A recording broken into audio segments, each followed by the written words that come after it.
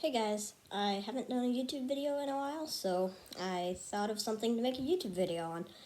And this is, if you are into fishing, you'd know that this is a bait caster. This is a Cabela's Gold Label bait caster. It's one of the cheaper ones, because I'm really into budget fishing gear. I don't know why, but mainly because then when we go fishing, we don't really take care of our rods. They sound horrible, oil them, and when you go fishing, throw them in the back of the pickup and go fishing. So yeah, this is my bait caster, and now that I have a bait caster, in my opinion, some people may not think this, or maybe it's just this bait caster, but in my opinion, they're pretty darn overrated. So I'm going to go over the pros and cons of a bait caster. Now, this bait caster does not come with this rod. It comes with a different rod, but this is a whoop and stick push button rod. If you don't know what a push button is, well, it's hard to explain. You probably know what a push button is, but camouflage tape because it looks cool. So yeah, let's start with the pros and cons. Well, if you're going for bass, like only bass, and you have really, really heavy lures, like chatterbaits and rubber frogs, like this one I have on right now, or, yeah, pretty much everything for decent sized bass. Like little crankbaits you can't even cast on this, but like bigger crankbaits that will still catch small bass, you can probably cast. Otherwise, it's almost a guaranteed bird's nest or backlash. That's one of the worst parts about it, is because whenever you find a lure that's too light, I got a tiny backlash right now. It just bothers me that it's in there. But if you try and cast a light lure and you don't weigh it first, so you don't know how heavy it is just from feeling it in your hand, and it's too light, the consequences are a terrible backlash. So that's one thing. And if you're going for multi-species, well, not even multi-species, you may be just going for bass and catch something else. One second, let me go get a lure as an example for something. Okay, I went upstairs and I grabbed one of my tackle things, one of the plastic compartments they have in your tackle boxes. Okay, I'll give you some examples. Here, if you don't know what this is a Johnson Beetle Spin.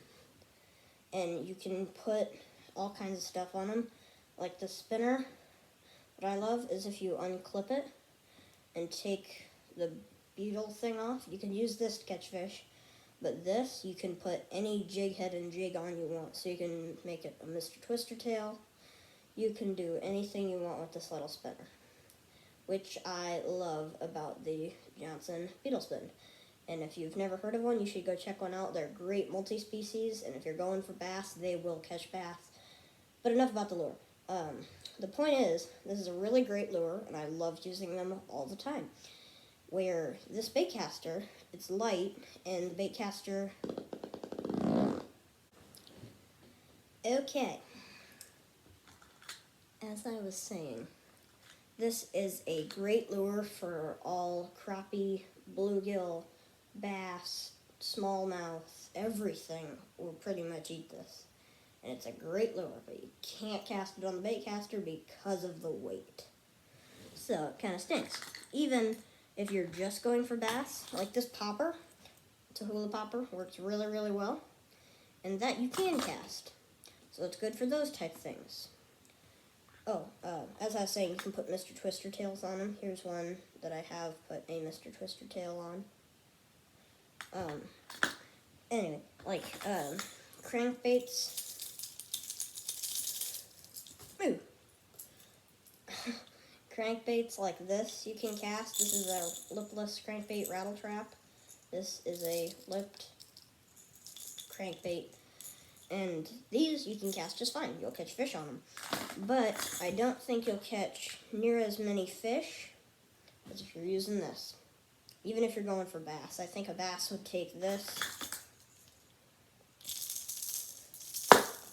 over this, but that's just from experience. You may have better luck with crankbaits than I do. Oh, and even with crankbaits, here is a really great little crankbait that was given to me. It's an awesome little crankbait. I've got it in the water once and I didn't catch anything, but it looks super realistic. Hooks are super, super sharp. It's got a great lip. It's just an overall great little crankbait. This is a Berkley Flicker Shad, whatever that means. But, yeah. That you cannot cast on the baitcaster because of the weight. So you have to have big old crankbaits like this and like this before you can cast them on the baitcaster, which is super annoying if you're like me and instead of going for just bass, you want to go for every other type of fish. So yeah, that's why baitcasters are very overrated. So for anyone who isn't going for bass, I would not recommend a bait. Well, I guess if you're going for like pike or something. But if you are just going for bass and stuff like that, you have to be limited on your lures, and you just have to watch out how light it is, otherwise your consequences are very brutal. And another thing that just makes them even more overrated is you can't cast them in wind. If you cast them against the wind, you will bird's nest. Done it before, a lot of times.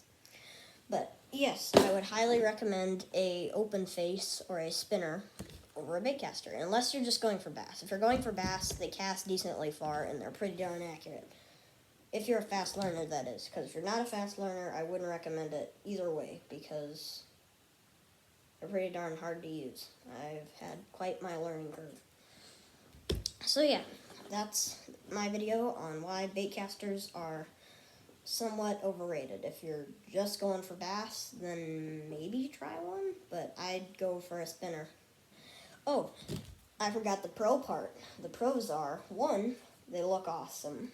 2, they feel really good in the hand, and most of them are really, really smooth, but you can get a spinner that's super smooth too.